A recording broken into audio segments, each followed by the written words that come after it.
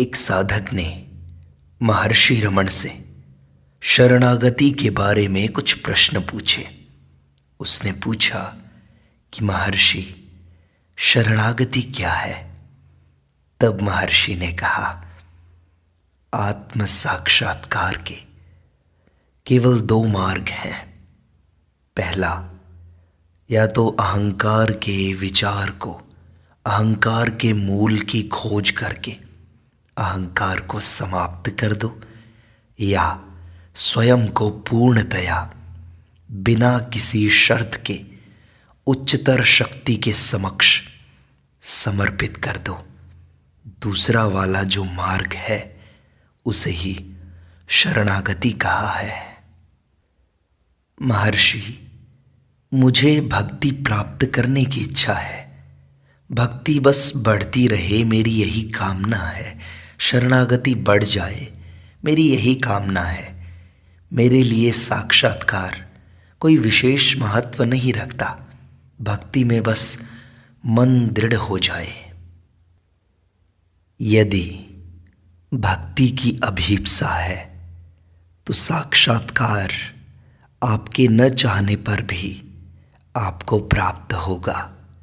भक्ति की अभीप्सा की तीव्रता में चित्त पिघलना चाहिए। कपूर जलने पर भी कुछ शेष नहीं रहता। चित्त एक कपूर की तरह है। कुछ भी शेष रखे बिना जब चित्त आत्मा में विलीन हो जाए तो उसे ही आत्म साक्षात्कार कहते हैं। महर्षि, मैं मूर्ति ध्यान करता हूँ। भगवान राम, भगवान कृष्ण, भगवान शिव इत्यादि के विषय में पूजा करता हूँ, उनसे प्रार्थना करता हूँ, उनका जप करता हूँ। क्या वह मुझे ज्ञान प्राप्त नहीं कराएगा? अवश्य कराएगा। उपासना से चित्त एकाग्र होता है। तब चित्त दूसरे विचारों से मुक्त तथा ध्यान मूर्ति से भर जाता है। मन ध्येय से एक रूप होकर अत्यंत शुद्ध हो जाता है।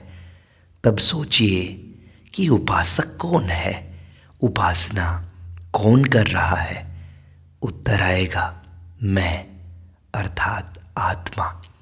इस प्रकार अंत में आत्म प्राप्ति होती है। निर्विचार चित्त से निराकार सत्य की पूजा श्रेष्ठ है। लेकिन जब मनुष्य ऐसी निराकार पूजा के योग्य नहीं होता, तब केवल मूर्ति पूजा करना उचित है। निराकार पूजा केवल उन लोगों के लिए संभव हो सकती है जो शरीर को अपना नहीं मानते, जो शरीर और मन के भाव से मुक्त हो चुके हैं। जानिए कि स्वयं को आकार वाला अहंकार जो लोग मानते हैं, उनकी पूजा साकार मूर्ति पूजा ही होती है। सब आसक्तियों को छोड़कर अनुग्रह स्वरूप आत्मा की सहज अवस्था में रहना अपने स्वरूप में मौन स्थिति है, जो सर्वथा निर्विषय होती है। आत्मा की इस सच्ची मौन अवस्था का स्वरूप ठीक जानकर उसमें प्रतिष्ठित होना ही मानस पूजा है। चित्त शांत हो जाए, एक अद्वितीय आत्मा में एक रूप हो जाए, वह नैसर्गिक नित्य पूजा है। तथा हृदय सिंहासन पर ईश्वर की स्थापना करना एवं मौन रहना सर्वश्रेष्ठ ईश्वर पूजन है, शरणागति है।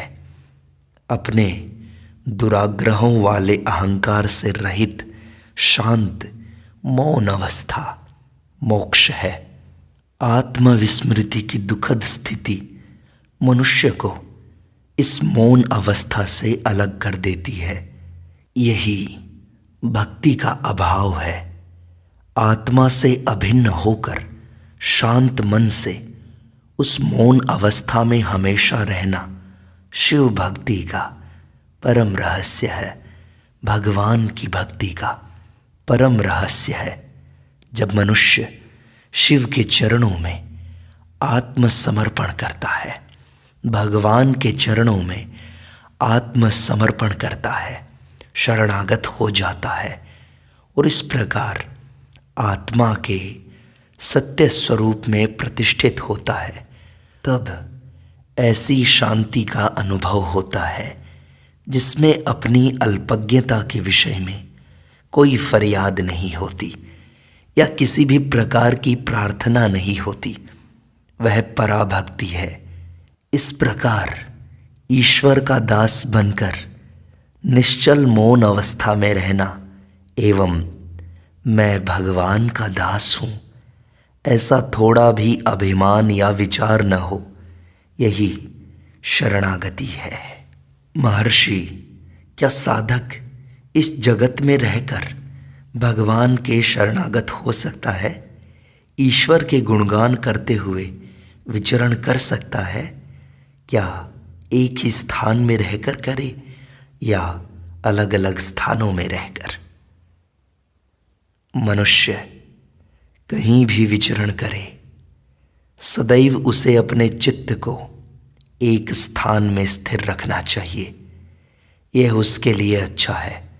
शरीर को एक स्थान में स्थिर रखकर चित्त को सर्वत्र भटकने दिया जाए, इससे क्या लाभ है?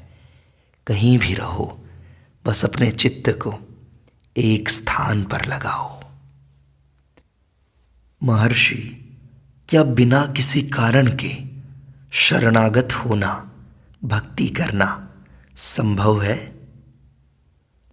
हाँ, किसी प्रकार के हेतु बिना भक्ति करना संभव है। किसी वस्तु के लिए ईश्वर की भक्ति करना वस्तुतः वस्तु का भजन है, ईश्वर का नहीं। किसी भी वस्तु की इच्छा और उससे संबंधित विचार का न होना भगवान से जुड़ने वाले मनुष्य के चित्त का आवश्यक लक्षण है।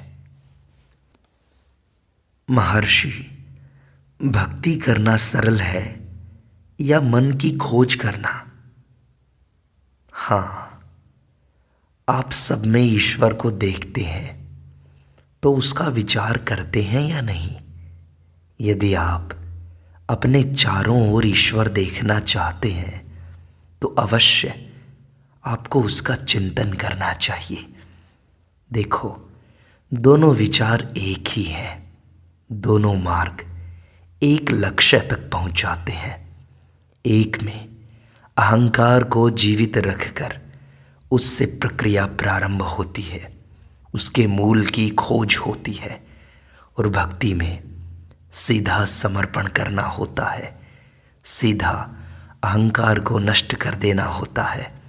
यह तो साधक के स्वभाव के अनुकूल है। साक्षात्कार केवल आत्मा में आत्मा का होता है, आत्मा से अलग कभी भी नहीं हो सकता। ध्यान साक्षात्कार से पूर्व अवश्य होता है। यह ध्यान ईश्वर का हो या आत्मा का, इससे कोई फर्क नहीं पड़ता, क्योंकि ध्येय लक्ष्य एक ही है। आप किसी भी तरह आत्मा से दूर नहीं भाग सकते। आप सब में ईश्वर को देखना चाहते हैं, पर स्वयं में नहीं। ये कैसी बात है? यदि सब कुछ ईश्वर है तो क्या सब में आपका समावेश नहीं है? तो ये दोनों मार्ग एक ही लक्ष्य तक पहुंचाते हैं। साधक को कौन सा अनुकूल पड़ता है, उसे विचार करना चाहिए। महर्षि, सब में भगवान को कैसे देखा जा सकता है? ईश्वर को देखने का अर्थ है ईश्वर होना। तुम ईश्वर होकर ही संपूर्ण जगत में ईश्वर को देख सकते हो। ईश्वर से भिन्न कुछ भी नहीं है जिसमें ईश्वर को होना पड़े। सब कुछ ईश्वर है। केवल ईश्वर ही है। महर्षि, भक्त को ईश्वर की सहायता है, उसकी आवश्यकता है, जिसकी वह भक्ति कर सके। क्या उसे यह उपदेश करना चाहिए कि भक्त और भगवान नहीं, केवल आत्मा है? तब तो भक्त का ईश्वर से विश्वास उठ जाएगा। क्या करें? यह सच है कि साधना के लिए ईश्वर आवश्यक है, लेकिन भक्ति मार्ग में भी साधना का पूर्ण लक्ष्य आत्मसमर्पण के पश्चात ही प्राप्त होता है। इसका अर्थ अहंकार के विलीन होने के पश्चात के आत्मा के जैसा आत्मा होता है, उसके अलावा कोई और नहीं होता। मनुष्य कोई भी मार्ग पसंद करे, मैं अहंकार जरूरी रूप से होता है, चाहे वह भक्त हो, चाहे वह ज्ञानी हो। मैं जो निष्काम कर्म करता है, मैं जो अनुभव करता है कि वह मालिक से अलग हो गया है और उनसे मिलना चाहता है, मैं जो महसूस करता है कि वह अपने सच्चे स्वभाव से, अपने स्वरूप से हट गया है इत्यादि, वह मैं तो रहेगा ही। इस मैं का मूल अवश्य ढूंढ निकालना होगा, तब सारे प्रश्न सुलझ जाएंगे। महर्षि, यदि मैं भ्रम है, अहंकार भ्रम है, तो इस भ्रम का त्याग कौन करता है फिर? मैं पने का भ्रम त्याग कर मैं बना रहता है। आत्म साक्षात्कार का यही तो विरोधाभास है। ज्ञानी पुरुष इसमें कोई वास्तविक विरोध नहीं देखते। भक्ति का उदाहरण लीजिए। मैं ईश्वर समक्ष जाकर मुझे अपने में विलीन कर देने की प्रार्थना करता हूँ, तब श्रद्धा से उनके समक्ष आत्मसमर्पण करता हूँ तथा चित्त को उन पर एकाग्र करता हूँ। इसके पश्चात क्या शेष रह जाता है? पूर्व के अहंकार के स्थान में पूर्ण आत्मसमर्पण के पश्चात केवल ईश्वर ही तो शेष रहेगा, जिसमें अहंकार विलीन हो गया है। वह पराभक्ति है, शरणागति है, पर वैराग्य है। आप मेरी वस्तुओं में से इसका और त्याग करते हैं। इसके बजाय यदि आप मैं और मेरा त्याग दें तो एक बार में सब कुछ छूट जाएगा। मेरेपन का बीज ही नष्ट हो जाएगा। इसे सिद्ध करने के लिए तीव्र वैराग्य चाहिए। यह सिद्ध करने की तत्परता पानी में बलपूर्वक डुबाए गए मनुष्य की अपने जीवन के लिए पानी से बाहर आने की तत्परता जैसी होनी चाहिए। इससे अनिष्ट अपनी बीजावस्था में ही नष्ट हो जाता है। महर्षि, आपकी शरणागति का रहस्य बताइए। शरणागति का अर्थ निसंदेह सब विचारों से अनासक्त रहना है, लेकिन क्या इसका यह अर्थ है कि भौतिक शरीर के निर्वाह के लिए आवश्यक खाने पीने के विचारों को ही छोड़ देना चाहिए? इन्होंने पूछा है, बिना मांगे ईश्वर इच्छा से जो भी मिले उसे मुझे खाना है या कुछ प्रयत्न भी करना है? ठीक है, मान लिया जाए कि हमें खाना अपने आप मिला, तो खाएगा कौन? मान लीजिए किसी ने हमारे मुंह में डाल दिया, तो क्या हमें कम से कम उसे निगलना नहीं पड़ेगा? क्या यह प्रयत्न नहीं है? फिर इन्होंने पूछा है, यदि मैं बीमार हो गया तो मुझे दवाई लेनी चाहिए या स्वास्थ्य की चिंता ईश्वर को सौंपकर चुप रहना चाहिए? क्षुधारूप व्याधि की चिकित्सा के लिए भिक्षा में मिले अन्न रूप औषध को खाना चाहिए। ये शंकराचार्य ने लिखा है। इसके लिए साधु को गांव में जाकर भिक्षा मांगनी चाहिए। यदि सब लोग यह सोचकर कि खाना आएगा तो ही खाएंगे, आंखें मूंद कर निश्चल होकर बैठे रहें तो दुनिया कैसे चलेगी। इसलिए अपने समाज की परंपरा के अनुसार मिलने वाली चीज़ों का स्वीकार मनुष्य को अवश्य करना चाहिए, लेकिन उसे मैं स्वयं यह कर रहा हूँ ऐसे भाव से मुक्त रहना चाहिए।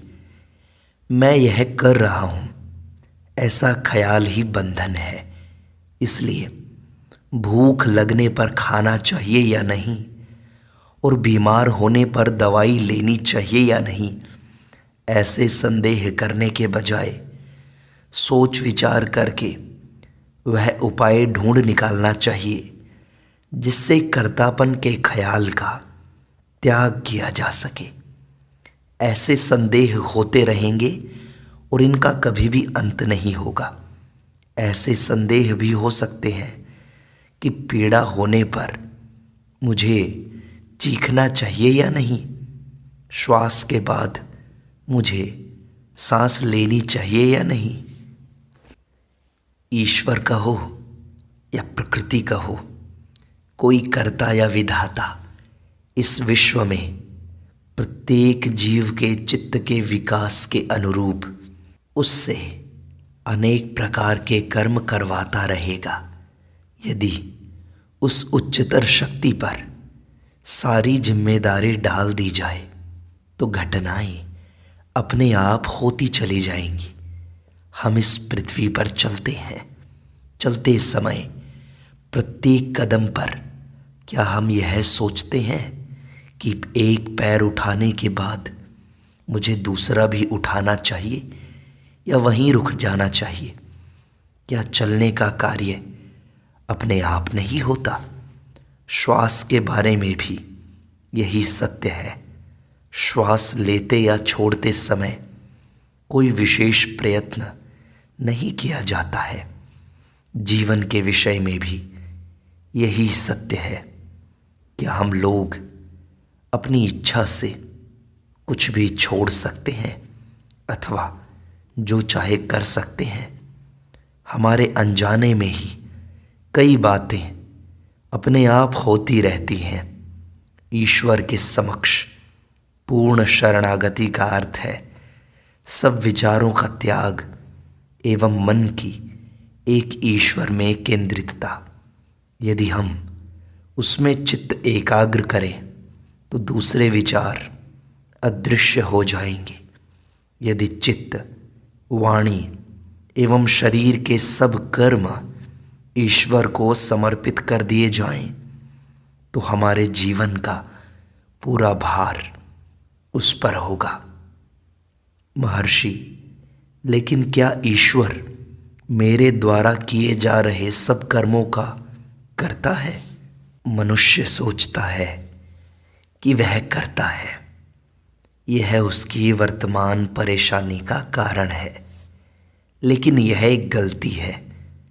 उच्चतर शक्ति सब कुछ करती है और मनुष्य केवल उसका निमित्त या साधन है। यदि वह इस व्यवस्था का स्वीकार करता है तो मुक्त है, अन्यथा परेशानियों को न्योता देता है। उदाहरण के तौर पर मंदिर के गोपुरम के बैठक वाले भाग में रह रही मनुष्याकार शिल्प कृति को देखिए, जिसे इस तरह बनाया गया है कि वहीं बुर्ज का पूरा बोझ अपने कंधों पर उठाती हो ऐसा दिखाई पड़ता है। उसके बैठने की रीति, उसके चेहरे के हाव भाव बड़े तनाव के हैं, जैसे कि वह गोपुरम का सारा बोझ उठाकर रखती है। लेकिन सोचिए कि मंदिर एवं गोपुरम की रचना पृथ्वी पर की गई है और उनका पूरा भार नींव पर टिका हुआ है। शिल्पकृति गोपुरम का एक भाग है, लेकिन ऐसा दिखता है कि जैसे वह पूरे मंदिर को अपने ऊपर उठा रही हो। क्या यह विचित्र नहीं है? इसी तरह मनुष्य भी अपने आप को कर्ता मानता है। यह नासमझी है। अपना सारा भार ईश्वर को समर्पित कर दो। अपने कर्तापन के भाव को ईश्वर पर छोड़ दो, तब तुम्हारा सारा संशय नष्ट हो जाएगा। तुम्हें शरणागति प्राप्त होगी।